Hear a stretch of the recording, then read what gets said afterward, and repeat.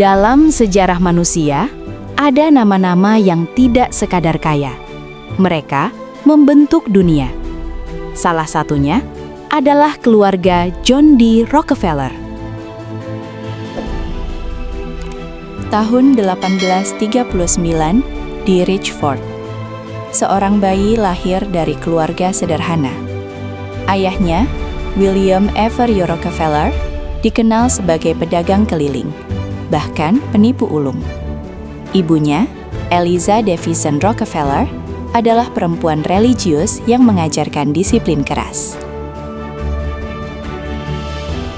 Sejak kecil, John belajar satu hal: uang adalah alat, dan kontrol adalah segalanya. Ia mencatat setiap sen yang ia dapat, setiap pengeluaran, setiap keuntungan. Dan dia berkata, "Aku selalu berusaha mendapatkan $1 pertama, lalu menjaganya." Tahun 1863 di Cleveland, minyak baru saja ditemukan di Pennsylvania. Dunia belum tahu bahwa cairan hitam ini akan mengubah segalanya. John melihat peluang. Bersama mitranya, ia membangun kilang kecil. Namun yang membedakannya bukan sekedar bisnis. Ia menekan biaya, menegosiasikan harga transportasi dengan perusahaan kereta, dan diam-diam ia mulai membeli pesaingnya. Pada tahun 1870, lahirlah Standard Oil. Dalam waktu kurang dari 1 dekade, Standard Oil menguasai hampir 90% industri minyak Amerika. Bagaimana caranya?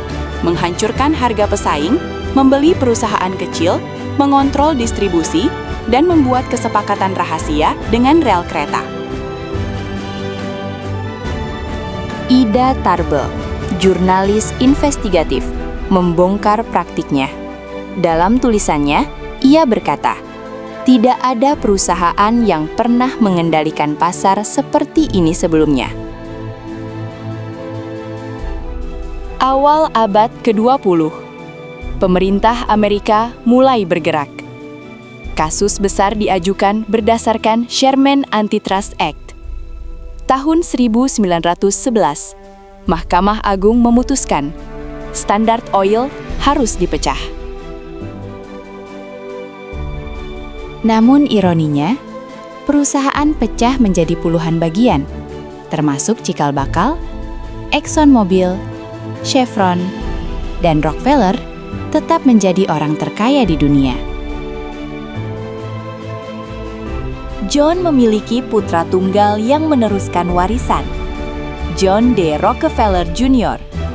Berbeda dengan ayahnya, ia lebih lembut, lebih filantropis. Ia membantu membangun Rockefeller Center, donasi besar untuk pendidikan dan kesehatan.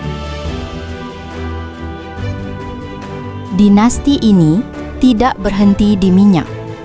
Mereka masuk ke perbankan, real estate, energi global, politik, dan kebijakan dunia. Nama Rockefeller terhubung dengan institusi seperti Chase Manhattan Bank, Rockefeller Foundation. Cucu-cucu Rockefeller masuk ke dunia politik dan globalisme. Salah satu yang paling terkenal, David Rockefeller. Ia menjadi simbol kekuatan elit global. Tahun 1961, seorang pemuda dari keluarga ini menghilang di ujung dunia. Namanya Michael Rockefeller. Ia pergi ke Papua mempelajari seni suku Asmat. Saat perjalanan pulang, perahunya terbalik. Ia berenang menuju daratan dan tidak pernah kembali. Ada banyak teori, tenggelam di laut, dimakan predator alam, atau dibunuh oleh suku lokal. Tidak ada bukti pasti. Hanya satu yang tersisa, misteri.